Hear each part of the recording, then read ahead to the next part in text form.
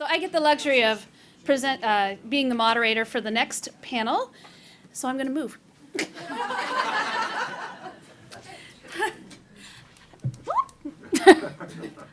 Good morning. This next panel is on organizations and substructures. And we have a really great panel. I'm going to briefly introduce the three members, and then I'll let them speak for themselves about their amazing topics. So to my left is Selena Hayes. She's the CEO of Hayes Group International. She's done a lot of advising and program management, particularly with DoD, State Department, USAID. She has a lot of executive experience, and she's going to talk about her experience in the humanitarian field. To her left is Melissa Finley. She's a member of the technical staff at the International Biological and Chemical Threat Reduction Program at Sandia National Labs. She's going to talk about the connection of animal protection and health and the role of women in that. And to her left is Nanako Tamaru. She's a peace and security consultant. She's going to be presenting about her work at Inclusive Security, about women and the role of constitution building. So without further ado, I'm going to turn it over to Selena. Thank you. Good morning. Thank you to the organizers of this event. It's a pleasure to be here. I'm going to start off by saying that usually when I talk about this subject matter, I like to include some of my stories from the field because I'm a real tactician. I work in the field, and I find that they're probably the best examples of where I've seen women in leadership. And I'm also going to say up front, while I work within the humanitarian space, I'm really in a civ mil capacity. So I've worked primarily on the military side, and I like to say, the humanitarian space is really the gray zone now, and I'm going to talk a little bit about that. But I live in the gray zone. I am the gray zone. But as you hear the stories, you'll understand why. So it's noted that increased engagement of gender mainstreaming and programming is critical not only within the communities we aim to assist, but to a broader national security effort. And so talking about this gray zone, there's been a real blurred line between humanitarian aid and delivery and military assistance. And what we've seen probably over the last 18 years, post 9/11, is a real involvement of the military in this space. And so I'm going to be talking about that a little bit later. But first I'm going to touch on what I say is the good side of the humanitarian space. So there's a good story here to tell. But I'll start off with a story, and because most people, first impressions, they see me. This what you see is what you get. Pretty much how I dress here is how I dress in the field, and people are very surprised. Usually, the military folks are like, "Yeah, how are you doing that?" A general at SOC Africa. And I can quote this because it was in the New York Times, an article, and special operations background. He said, a soft guy can defeat the enemy with naked with a butter knife. And I said to him, he's a friend, and I said, you know what, women can do it with lipstick and high heels. So the different approach, but it all works. So as I said, it can be argued that after, post-11, there's been changes to the humanitarian space, and the roles and responsibilities of other actors on the battlefield, they've blurred. And I also talk about non-state actors because this has had an effect on the humanitarian space. No longer is there a clear line between someone in a uniform, a non-combatant. They're not wearing a uniform. They could look, women are also, we talked about the fact that women are now, active participants as combatants.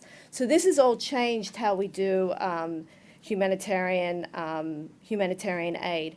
And the other thing I'm going to mention is that the increased military involvement has also changed the face of what the humanitarian space looks like. So I'm going to be talking a little bit about how there's more involvement from military veterans that have been deployed at one point. They want to do something good in this space, but we're actually seeing more men involved, and how that's influenced the space, and also women's gender programs. But I'll get to the good news. So the UN has recognized that that the space is changing, and there needs to be a new approach. The Humanitarian Advisory Group notes in their 2007 report on women in humanitarian leadership that over half the world's population are women, and their productivity, intelligence, and insight is lost at the highest levels of decision making.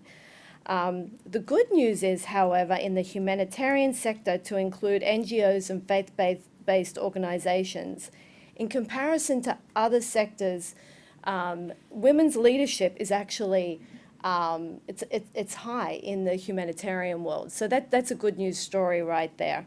But I have to put a little note there. It says in the entry level and mid-level positions. So what we're seeing is that women are really, men and women are equal in those lower level, downrange, kind of performing at that bottom level role. But as they move up in leadership, we're finding that more men are in these leadership roles in NGOs and at the UN, and I'm going to talk some numbers. But it's interesting how we all start off equal at the bottom, men and women, but women tend to play less of a role in the leadership positions as they move through their career. But the good news story is that the humanitarian sector is actually doing better than other sectors. So that's good news. Women are more likely to be in leadership positions compared to other professions too. So again, that's another good news story. So the humanitarian space is doing quite well with women's leadership, and I like to mention that because often we always hear a bad rep that women aren't taking these roles. That said, and as I mentioned, the percentage declines dramatically, and the space still struggles to incorporate gender equality in their leadership and management structures. Researchers found that the representation of women in organizations declines as their career level rises. And, and I notate this even from women that I know that have served in the military that move into an NGO or into a humanitarian sector. They even struggle to get recognized in a leadership role. So here they've come with all the leadership experience that a man gets within the military sector, yet they're struggling to attain those roles within humanitarian and NGO organizations. And so research suggests that global women make up about 33% of managers, 26% of senior managers, and only 20% of executives. So hiring managers appear to be skewed in favor of men. And this is in respect to the UN. UN humanitarian coordinators are primarily men. So out of the 29 UN humanitarian coordinators globally, only 9 of those are women. So again, we can see that as at the leadership roles, there's a significant difference between men and women. So, it's, I would say to that point, for an organization that has identified, gender programs as being significant and high profile, that we're not really seeing women in leadership roles within that organization. And I'm going to talk later about how we can potentially change some of that. So now I'm going to get onto the subject of how the military has changed this space. And, working as a humanitarian or working in the field in CivMil, and I know that we've talked about some of those challenges, it really takes a diverse, complex team of people to be successful on the ground. I wouldn't say that it's just a woman or a man. I'm really a supporter of inclusive type approaches, and just with the last panel, again, this grey zone, and I'll talk about a personal experience. Often I'll attend a conference, again, a lot of NGOs, humanitarians involved, and it's primarily women, and there's probably one guy there. And I myself stopped attending because we're not getting our narrative out to the people that can effectively make the change, which is the men that are primarily in leadership roles, and they need to hear our narrative. They need to hear our stories in order for us to change it. And so if we're in the room with a group of women, even though I love my sisters, you know, the people that should be hearing our narrative are not hearing that, and that's what we're seeing a lot in the humanitarian space. So with Iraq, Afghanistan, we've seen a significant rise in men playing a role in this humanitarian space. And I would say where I've seen this the most is in contractor support. And the numbers, this is where it's astounding. The United Nations Development Program, they employ contractors to do their security, and 80% of those contractors are men. So what you're seeing on the ground, usually with an NGO, is a private security company participating with these NGOs, and it's primarily men. So what is that doing to the space? Well, you know, one of the things you have to be cautious with when it's a contractor support, the rules tend to change. There's no rules on what they do downrange. And so what we've seen, some of the masculine tendencies tend to come out in the space. And I often say, you know, what goes on downrange stays downrange. And so we are now starting to see some bad behavior in the space, and you've got a majority of the male population. And we've seen some of this in the news where even on the UN side, there's been some sexual violence, or there's been actually a lot of sexual violence towards those that we're trying to provide aid to, and within NGOs and humanitarian organizations alike. And it also creates a different approach to gender programs on the ground. So, you know, some of the concern is that gender programming, I think we've all realized over the last 2 days that it's critical to have them included in the dialogue. They become less a priority, and the security component becomes the priority then with the NGOs. And it's understandable because now you've got this gray zone going on, and you know, in order to deliver aid effectively, you have to be secure in that. So your physical security is an important factor to that, but it's how do we find the balance of not being overly secure. So again, I'm going to talk from a personal experience, and again, you know, they say, well, when you go downrange, and I go to places, I only work in frontier markets, so I only work, and I call them frontier markets. Other people have got other words for them, and you know, there's a whole list. But there are areas like Niger, northern Nigeria, Democratic Republic of Congo, Somalia, Kenya, and the question's always asked of me, well, do you go down loaded? Do you have a weapon? I'm like, no, I've never carried a weapon at all. And you know, it's like shock and awe, you know, from the male side. Like, what do you mean? You know, of course we've got to go down with a weapon.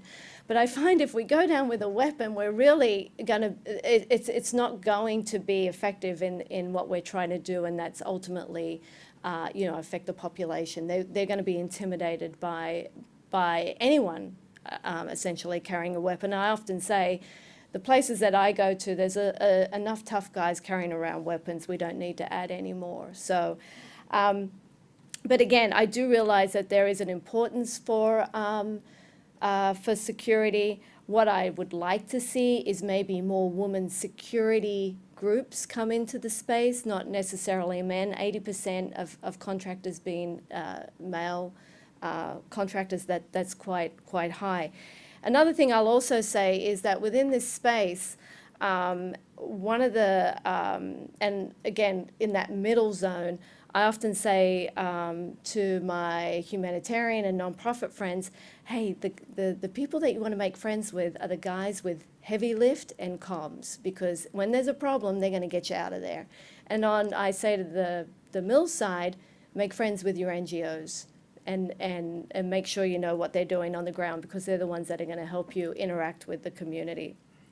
So I think, I always like to talk about solutions. I mean, as I said, this is a good and bad scenario here. So what are some of the solutions to change this space? One of the things that that's encouraging, SOC Africa this year ran the Flintlock exercise, and Brenda, you talked about Flintlock.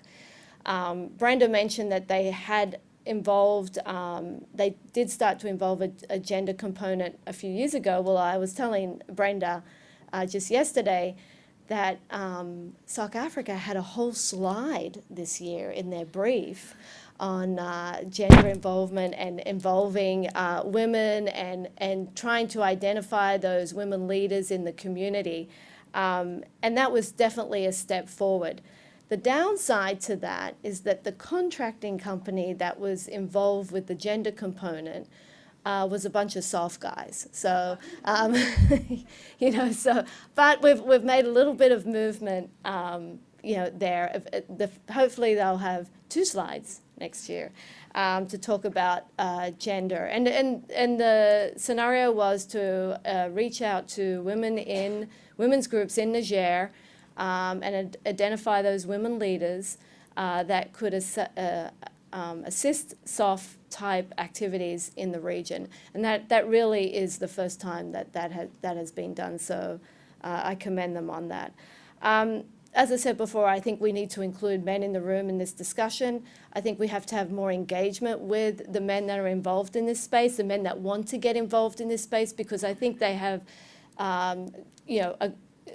good intentions to be involved. I think that they've done great work in Afghanistan and Iraq, and now that they want to work in other spaces, you have to approach those spaces within the context of where you're working. You can't just take an Iraq and Afghanistan model and plug it into, say, countries in Africa.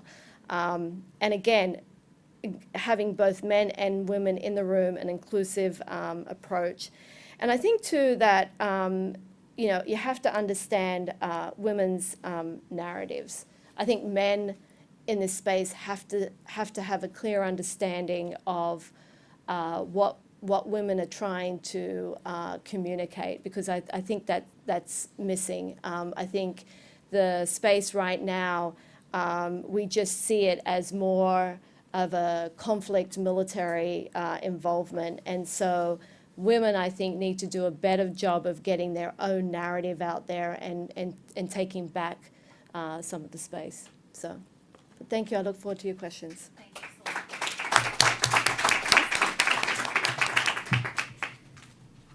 Now,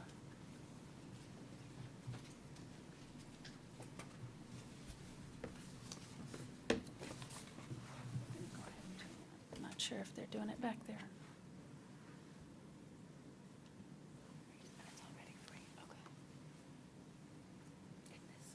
To go forward. Okay, or the mouse, right? Okay, so good morning, and thank you, Drs. Ram and Moffett, for inviting me to participate in this conference.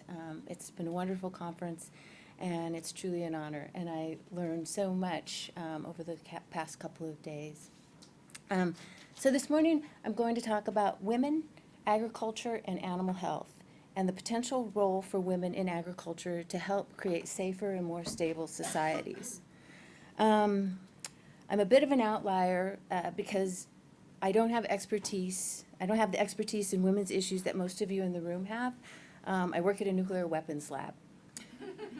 So how do you make the jump from a nuclear weapons lab to agriculture and women in agriculture?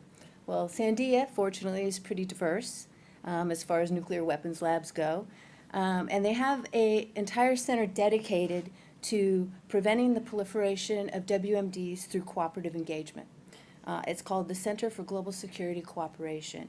My group in particular focuses on the acquisition of biological materials that can be used as weapons. And in most cases, these agents can be acquired from legitimate bioscience facilities or from naturally occurring outbreaks. So as the first veterinarian to work at Sandia, much of my work's been focused on trying to mitigate the risk that biological materials can be acquired from naturally occurring outbreaks. And those outbreaks are in animals because 75% of the agents that can be used as biological weapons are animal in origin. So it's beneficial to nonproliferation programs in the biospace to have veterinarians on their staff. Most of this work started in Afghanistan because we were working with the notion that if you can control these diseases in animal populations, you can prevent the acquisition of biological materials by bad guys from those naturally occurring outbreaks. So in Afghanistan, we collaborated with some of the National Guard's agricultural development teams to start training veterinarians. We started training predominantly male veterinarians in the field to do a better job of detecting, preventing, and controlling infectious diseases. And so as the transition occurred in Afghanistan, the U.S. Embassy's priorities shifted somewhat. They were going from reconstruction to transition to downscaling. And in that process, they picked a couple of key areas where they were really interested. And if you didn't fit your program into those key areas, you were out. So we basically decided, well, we can probably try to train women veterinarians. And when we attempted that, so the embassy was on board with it, and when we started to look, we found there were very few women veterinarians in Afghanistan. We managed to accumulate about 13 in the northwest of Afghanistan. So the northwest tends to be a little more women-friendly in Afghanistan.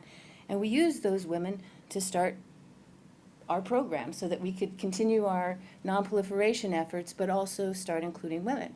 Well, at the same time, coincidentally, I met Professor Shimkus from the Naval War College, and he said, you know, you need to start thinking more broadly about the work that you're doing because it actually has implications in stability and security operations as well as engaging women. And then he introduced me to Dr. Rom. And so that's why I'm here. All right. So to begin, I guess I'd like to create a case for agriculture. So why is agriculture important in stability operations? This is not new information. The Food and Agriculture Organization for the UN has done a tremendous amount of work in establishing the rationale for using agriculture in livelihood development. And so this statement from the FAO pretty much sums it up. Economic growth requires the stimulation of economic activity in the place where most poor people are located, and that's rural communities, and in the economic sector in which most of them pursue their livelihoods, agriculture. Agriculture productivity reduces poverty better than any other sector, and livestock production can promote even broader economic growth. Agriculture is consistently the largest source of income and livelihoods for rural households in low-resource environments, providing more than 50% of household revenue. And if in Afghanistan, one of my Afghan colleagues told me that roughly 80% of families have at least one livestock unit that they rely on for income, food, or collateral. All right, so why livestock? Livestock contribute to approximately 40% of the global value of agricultural output and livelihoods and food security for nearly 1 billion people. Livestock are critical assets that can store wealth, are collateral for credit, and reduce the vulnerability of families during a crisis. So they're basically like having a bank account in a low-resource environment. Livestock provide food security, and with this food security, they provide essential micronutrients, proteins, and fats that are essential for brain development and immune function. So that really increases stability as well. When people are happy, are healthy and well-fed, they tend to be more productive. All right, so why women? Okay, women, approximately 752 million of the world's poor rely on livestock for food, income, work, and societal status. And women comprise 2/3 of this population. So there are roughly 500 million poor women farmers that rely on livestock for their livelihoods. And again, this is not new information. I've kind of compiled information from various resources to make the connection. But livestock are often considered a venue for encouraging gender balance because women are already well known and respected in the field. They're known to be good farmers and good rearers of livestock. Women are also, in many countries, they're responsible for the care of small ruminants, milking cows, and poultry.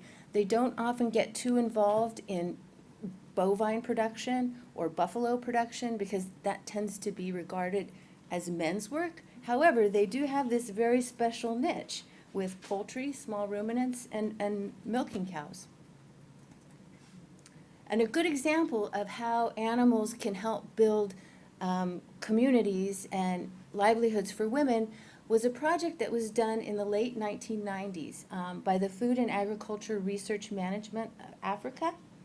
And what they did was, their goal was to improve family welfare through generating income and milk consumption by improving the productivity of local goats managed by women. So their goal was to increase the milk consumption by children, to increase family income to improve the standards of living through milk production, to improve family food security, again through milk production, and empower women through the development of leadership skills and improved technical knowledge. So by giving them the knowledge and the capabilities to produce this milk and these goats, gave them actually more decision-making power within their family. So their starting point was to provide two female goats to each woman, and they also taught them to grow their forage. So they taught them to grow their own feed. So they didn't have to rely on external resources for feeding the animals. At the start of the project, the household access to milk was only 21%. 67% occasionally purchased milk. 21% had no access. 67% occasionally purchased milk, and 12% owned lactating dairy cattle or lactating goats. And those people always had consistent access to milk. When they surveyed these households 1 year later, they found that each household produced about 75 liters of milk, of goat milk per year, and consumed approximately 15 liters per person per year. So this was a huge increase from what they had started at. Families used that income from cereal grains, so a lot of them grew cereal grains, and they used the income from cereal grains to buy milk. And when they had access to milk from their goat production, they were able to use that money or those cereal grains as food. So it increased their food security. And the benefit that they found to women was the women, because they generated income, they had more control over their resources. And because they were successful in developing income, they increased their participation in community life increased. And they had exceedingly more power, decision-making power within their households. So the long-term benefits to the community was food security, increased consumption of essential micronutrients, which really supports immune function and brain development, and that creates more productive communities when they're healthy, as well as economic development. So we were really interested in the role of women in agriculture, in livestock production, and in animal health in Afghanistan. And so we had, because we were able to engage with a few women, paraveterinarians in the region, we decided to ask them to survey some of their women farmers to get a better understanding of what role women played in agriculture in Herat. And so these are some of the numbers that we acquired.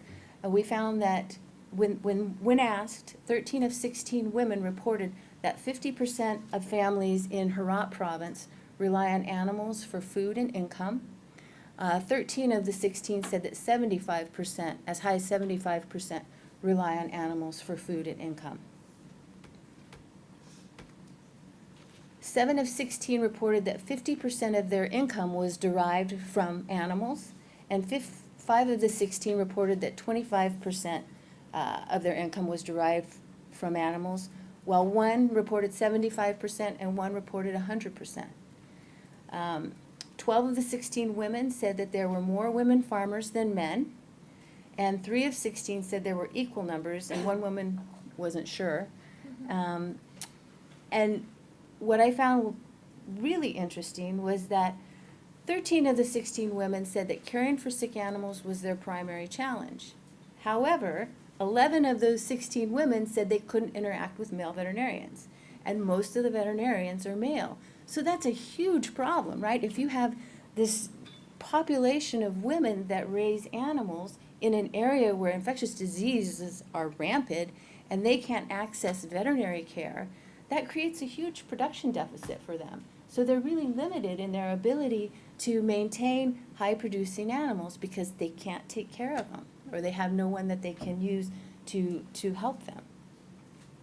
So women in animal health in Afghanistan and other parts of the world. So this isn't just applicable to Afghanistan, it's applicable to places where infectious diseases are rampant, where people rely on animals for food and income, and infectious diseases are rampant. So approximately 30% of livestock production in the form of milk, meat, and eggs is lost because of animal diseases. So when animals get sick, they don't produce. And when they don't produce, you can't sell as much meat, milk, or eggs, which affects livelihoods and food security. So engaging women in the area of livestock disease and control and prevention can improve animal production and sustain livelihoods in the food supply. So if you can engage these women and train them to understand livestock diseases and livestock production issues, you could increase their economic growth and oh my gosh, and their food security. So interestingly, only 15% of the world's extension agents are women, and that creates a big gap between women livestock producers and their access to information. So extension agents are those people that you can call up and say, hey, my cows aren't producing like they should, what do I do? Am I not feeding them right? Are they stressed? And those sorts of things. Extension agents can help you answer that. Well, women don't have as much access to extension agents as men do. And if we work to train these women Afghan paraveterinarians, and you can see in the picture to the left, all of those are some of the women that we worked with at some point. And if you train them, then they can work with the women farmers in a safe environment. And what's interesting is that I have a friend who works in Ethiopia, and he said that the women veterinarians that go out to the households are often engaged by the women farmers and asked about health issues, especially as they relate to reproductive issues. And so that's really a One Health benefit if you could provide some of these women paraveterinarians with some education in reproductive health and food safety and those sorts of things that can create healthier families or healthier family environments. So just briefly, because my job is non-proliferation of biological weapons, we really believe that these women in the field can help us to do a better job of controlling infectious diseases, especially at the community level. There are so many women farmers that are out in the community that are inaccessible, basically, to a lot of us, that if we take this group of paraveterinarians that we have and train them to go train women in the communities, then you can have sort of a conduit of information. The community animal health workers can be more proficient at detecting diseases, and if they have access to veterinary care, those diseases can be reported. And in many times, if they're severe and they're a disease of public concern in that given country, then that country's government will send out resources to help control it. So it's really beneficial in many different levels, both from a non-proliferation perspective all the way to building more stable communities. Because if those communities have healthy animals that are very productive, they tend to be, more productive communities as well. There's a group in Afghanistan called the Dutch Committee for Afghanistan, and they've done an outstanding job of engaging women and developing women veterinary professionals in the field. So most of the women veterinary professionals in Afghanistan are associated or affiliated with the Dutch Committee from Afghanistan, and they've provided training to these women. So just briefly, some of the challenges for women that have been well established by the Food and Agriculture Organization for the UN is that women farmers are less productive. They own fewer livestock units and they generate less income than their male counterparts. And that's largely because they have less access to natural resources for animal housing, grazing, and water. They don't have access to extension services to help improve livestock health and management. They have fewer marketing opportunities. They have limited financial services with less credit, and they have the limited authority to make decisions. And so if that gender gap can be bridged somehow, you can create equality between men and women, and that would increase agricultural output by 2.5 to 4%, which results in 12 to 17% fewer undernourished people. And if you have fewer undernourished people with sustainable income or livelihoods, those are much stabler communities. I mean, I have a Pakistani colleague who is a faculty member at the Agricultural University for Peshawar, and they actually have a course in developing sustainable livelihoods because they feel that if they can train these young, uneducated male populations to have some sort of income, that they'd be less vulnerable to recruitment to insurgent organizations. So even the Pakistanis think that it's important at a kind of a grassroots level. And so because this is a leadership conference, Dr. Ram asked to kind of link it to leadership a little bit.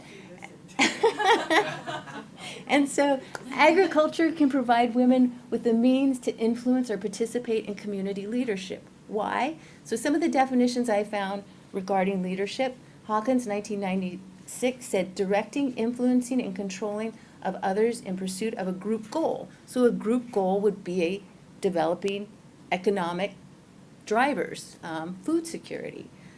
Fear, in 1985, said leaders provide the basis for improving quality of life in communities. So in rural communities, that's agriculture. So it makes perfect sense. And Williams, in 1989, said before community leaders can implement desired change, they must have a feel for existing attitudes and perceptions with respect to those factors that impact economic development, objectives, and outcomes. So women, because of their already respected role in agriculture and known role in agriculture, have the potential to improve rural community development through agriculture and animal health, if they're afforded some of the same opportunities that men are. And so with that, I'll go ahead and Thank you, I'll Martha. stop. Thank you.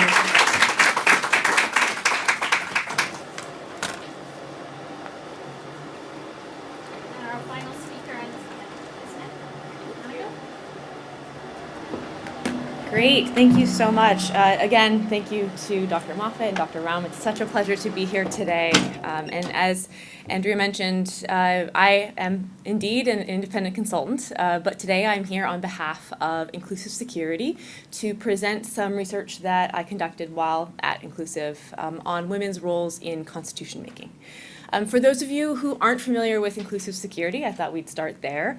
Inclusive Security has been working in the women, peace, and security space for about 20 years. So we were founded by Ambassador Swanee Hunt.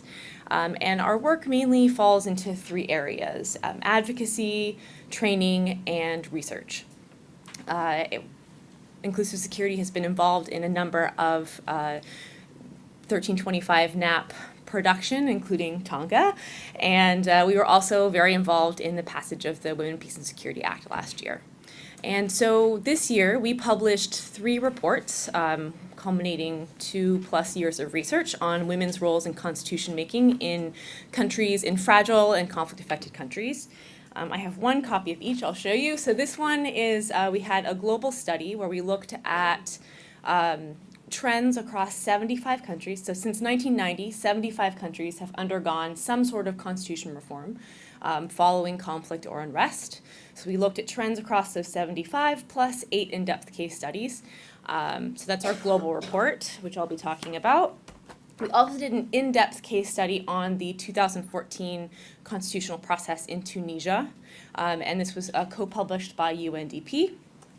And then and last for my show and tell is we also came up with a guide. So a big component of Inclusive Security's work is on training. And so we came up with a guide for women in countries emerging from conflict or unrest, who are interested in learning more about constitution drafting. You know, as we've seen in Tunisia and as we'll likely see in places like Syria, a lot of people that become involved in constitution making don't have a long history of working on laws or in politics, and so often just getting a sense of how constitution processes work is often an important tool.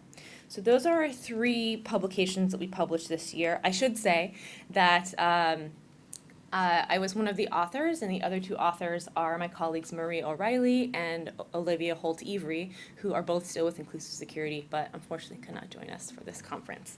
So I have the pleasure to tell you a bit more about our research. So why did we focus on constitution drafting? Well, a few reasons. One is that after conflict, political transition, or unrest, oftentimes many countries will undergo some kind of constitution reform, or in some cases will draft an entirely new constitution just to mark the beginning of a new era. You know, a new social ethos, a new national identity. If you think about, for example, South Africa at the end of the apartheid, or if you think about the Arab Spring in places like Tunisia and Egypt. So being able to show the constitution as a new start. The second reason is that constitutions are foundational law. We know this, right? Constitutions are foundational law. They enumerate fundamental rights and liberties, speak to the type and form of government, national security structures. So it's a really important time, right? It shapes how power will be wielded in the future in a particular country. And lastly, as we've heard about humanitarian leadership in the humanitarian space, in agriculture, constitution drafting is just yet another one of those spaces where women are underrepresented. And so we looked again at those 75 countries since 1990 that underwent constitution drafting, and we found that 1 out of 5, on average, 1 out of 5 drafters was a woman. Now, some of you might be thinking, 20%, that's not bad actually. But if you think about it, and this has been underscored by several speakers over the course of this conference, if you think about the fact that women make up 50% of the population, and that a constitution is such a foundational piece of law, you would hope that the body creating such a foundational law would be representative of the society that it's for. And so we are encouraging greater percentage than 20%, although we have seen it increase over time. So what did we find? Looking across the research, we again focused on 8 primary case studies, and I will list them off. We looked at Colombia, East Timor, Kenya, Nepal, the Philippines, Rwanda, South Africa, and Tunisia. And we chose those countries because of their geographic diversity, cultural, religious diversity, and they just had very different types of processes. We felt like it was a good small sample to get a sense of how women have participated and what impact they've had on both the substance of the Constitution as well as the Constitution drafting process. So we found that there were mainly 3 impacts across those 8 case studies that were common of what women were able to achieve and what leadership women were able to show. So the first is that women bridge divides and build consensus. This is something that we've seen in research on women's participation in peace negotiations and peace processes. So it's also true here, that women are often a great model for how communities affected by conflict can come together and collaborate and find some shared priorities. So for example, in Tunisia, within the National Constitutional Assembly, there were great divides between the Islamist Ennahda Party and the more secular left-leaning parties and everything in between, right? The women and their male counterparts were very divided. But some of the women, again, not all, but some of the women discovered that through conversations and building trust over time that they did actually share some common priorities. And 2 of those that they really were able to galvanize support around were gender equality and a quota for the legislature. And so they really worked across party lines to be able to build some agreement and to be able to push through those 2 provisions. And they realized that if they didn't come together and present that united front, that their voices wouldn't be heard. And there was a very good chance that those provisions wouldn't make it into the Constitution. And so they worked together, and they had a lot of strategy and great strategic communications to convince other stakeholders, and they were able to get those two particular provisions into the Constitution. But I have to say that, consensus building is not easy. And the women were able to agree, the Tunisian women were able to agree, for example, that gender equality was an important priority for them. But when it comes down to defining what gender equality actually means in practice, there was very divergent views. And so, in general, they were able to achieve putting the words gender equality, well, not exactly gender equality, but they were able to put the concept of gender equality into the Constitution, but are now, 4 years later, doing the hard work of figuring out what that means in practice, or what that means in Tunisia. Now, reflecting on some of the presentations yesterday, I want to underline that I am not making an assumption that women are peacemakers. They are consensus builders. If you put women in a room, they'll come out with an agreement. That is definitely not the case, right? Women are monolithic. Women have very diverse views, have very different experiences, and don't always agree. I'll give you the example of Nepal. So in Nepal, they underwent 2 constitution drafting processes, one in 2008 and one in 2013. And in both of those processes, 30% of the delegates in the Constitutional Assembly were women. I mean, that's a huge, huge number, one of the highest that we've seen. And it was great. There were so many women there. Unfortunately, they worked really hard to try to build consensus. They tried to build a women's caucus, but they couldn't find agreement. There was too much cross-party tension, ethnic tension, a lot of those things. They weren't able to agree, and many women blamed their lack of coalition building on the reason why they couldn't get some of their biggest challenges addressed. For example, one of the most controversial provisions, not most controversial, but a controversial provision is that citizenship can only be passed down by birth if both parents are of Nepali citizenship. And so what that meant was that single women or women with a foreign spouse could not pass citizenship down to their children. And that was something that there were protests, there were hunger strikes, but again, the women within the assembly weren't able to coalesce and build that coalition in order to really get their agenda, get their issues on the agenda. So this second area of impact we found was that women brought in societal participation. And so constitution drafting is a highly contested, highly technical, and often elite-led process. But women's civil society in particular often broaden participation and act as a conduit between high-level decision makers and their constituents in making sure that priorities are being heard. A great example of this, and I think it's one of the amazing examples of civil society mobilization that I've ever heard of. In South Africa, the Women's National Coalition was a coalition of 100 women's civil society groups. And they represented everything from the National Party, which was part of the apartheid government, all the way to the African National Congress, which was Nelson Mandela's party, so everything in between. And they launched just a massive public consultation campaign.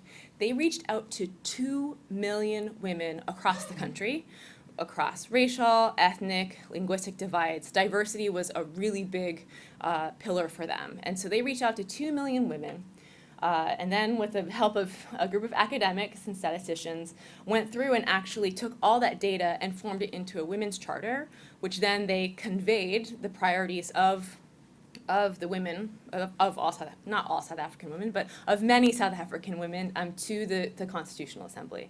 And as a result, well, I can't say as a result, it's hard to point to causation, but perhaps as a result of their efforts, the South African Constitution is one of the most gender progressive constitutions that we have today. The last area of impact that I'll talk about today is that women often advance provisions for more equitable and inclusive societies. As we've heard several times in this conference, inclusion is really critical for stability and peace.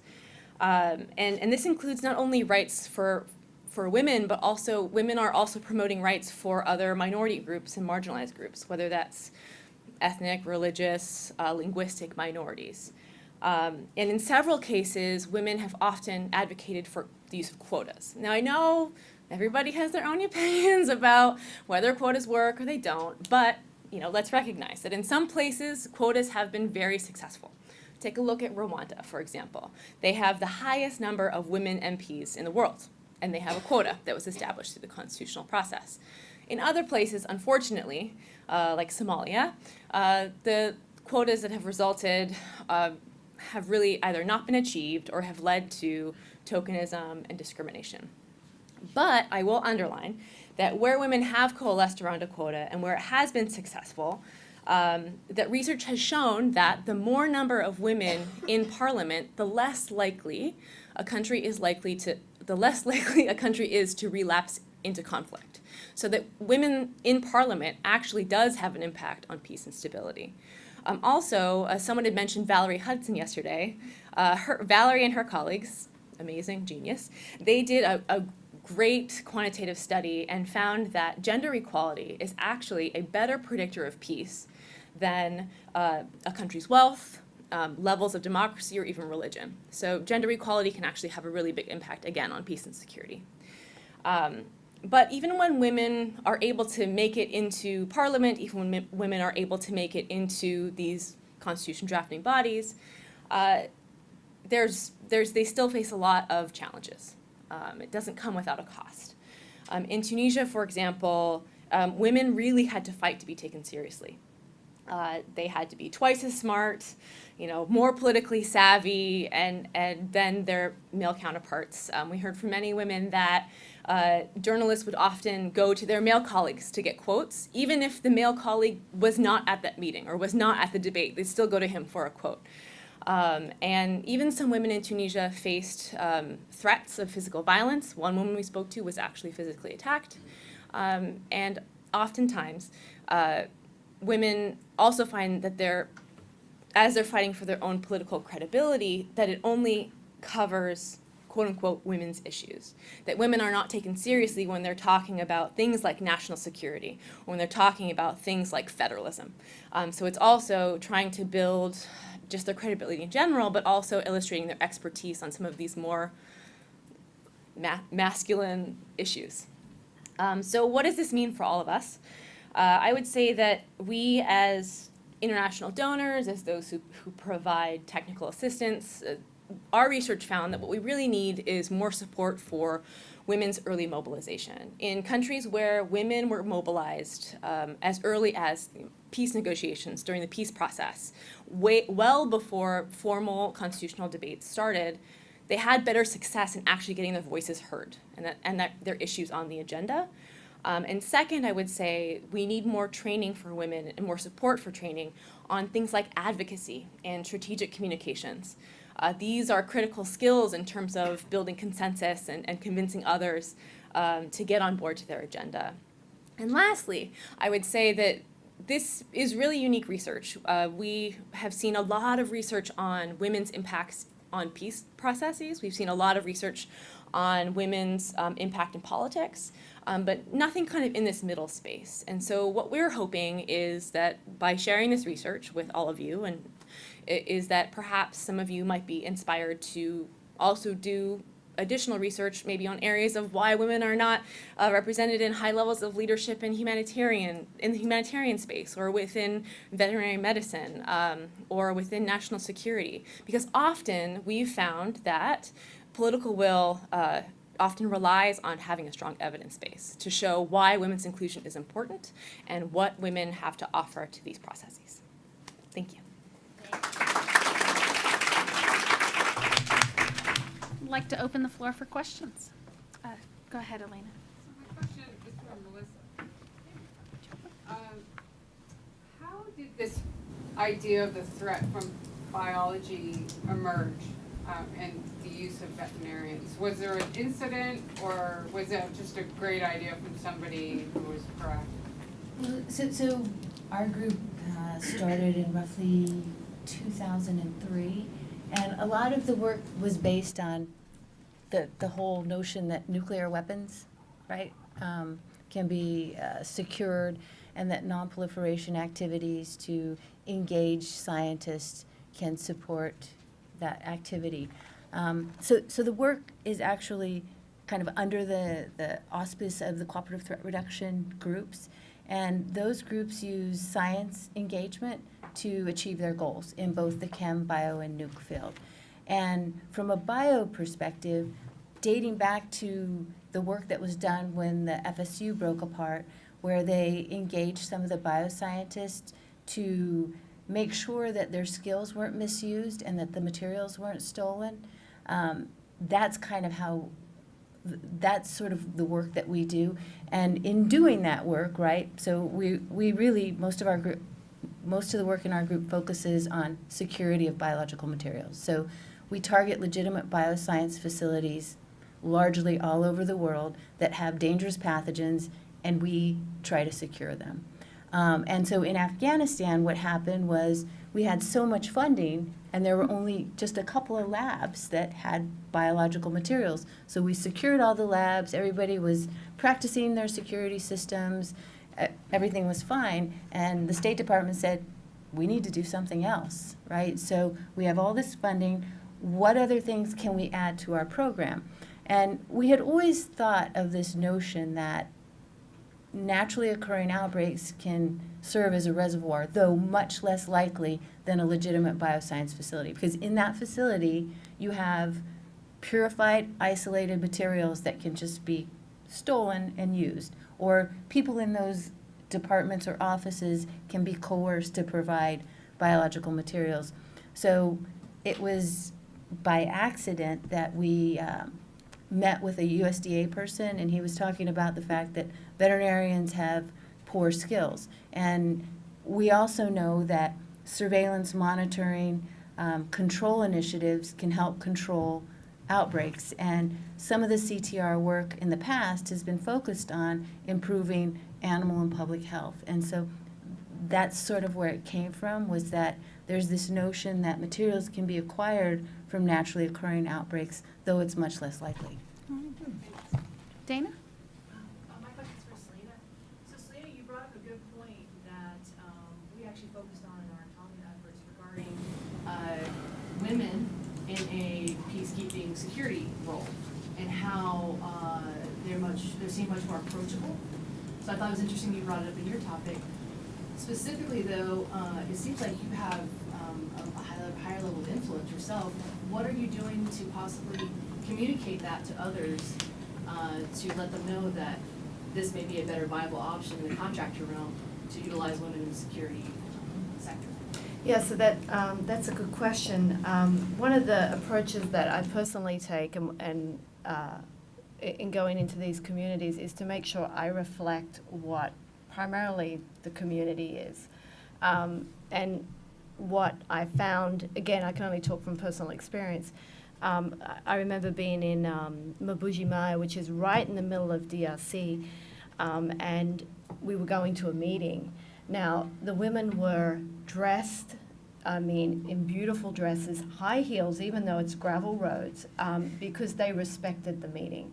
So for me to go in 511s and a polo shirt would have been a disrespect to them, because they were saying to me, hey, we appreciate you being here. So what I find is first impressions are key.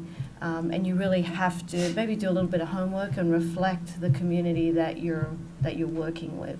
And also then you're not standing out. I find that the security companies that I have been working with, I have to actually talk with them about not standing out and being part of the community, because then they're going to be seen as a threat. And then when somebody sees you as a threat, they're less likely to be they won't communicate, and then, pretty much shuts down at that point. Thank you. Sheila? My question's for Melissa.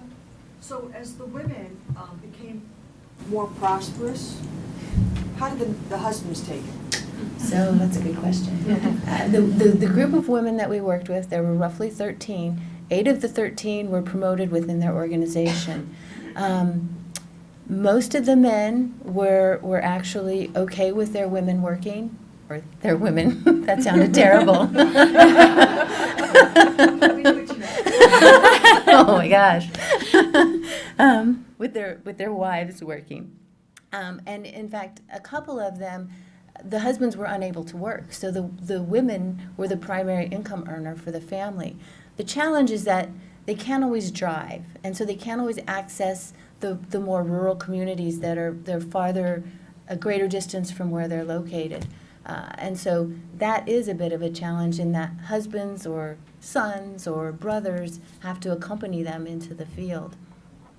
But in general, most of the husbands were okay with it, because we even had an event in Kabul where they had to travel from Herat, and most of them even let the women travel alone as long as they were in a group. So I think Herat's a little more forward-thinking than probably the East and the South. Chloe? My question's for Nanako. Do you think adding more women in security deters conflict or escalates conflict? When I say security, the military and police. There have, to my knowledge, there haven't been any studies on the more macro impacts of increasing the number of women in military in conflict, like overall. But I would say that, especially in one of the areas of inclusive security's work is increasing the number of women in armed forces as well as police. We did a lot of work in Pakistan, for example, with increasing the number of women, policewomen. And they found, as some others have explained in this conference, they found that there, at a local level, that there are real impacts of having women in those roles. Either being able to search other women to provide those functions. Also, women, whether in the military and the police, have different access than men, and particularly in countries where the genders are segregated, where people are segregated by gender. And so in those instances, women just have different access to their communities and the areas that they work. And so on the local level, anecdotally, yes, we've seen impacts of greater stability, of having more women in security forces. But to my knowledge, I don't think there's been any larger, more macro reports. Sheila? Nanako, could you give us a brief on what's happening with inclusive security? I mean, the rumor is it's going away. What happens to the work that's done, and will there be any residual left of it? Yes, so inclusive security is downsizing and has been over the past year. I would say that our work will be continuing. Mickey Yakchevich will be continuing as our main steward of inclusive security, and all of our publications and materials will still be available. Mickey will also be available for consultations and other advising. We've also tried to work with existing partners and other organizations in order to facilitate the work continuing. For example, our Women Waging Peace Network, we combined it with the Kroc Institute and their Women Peacemakers network to keep that going. And I've tried to work with other partners to continue the work, especially our in-country work. All right. We're going to go ahead and take a break. We can ask questions during the break. Sorry. I knew that this happens every panel.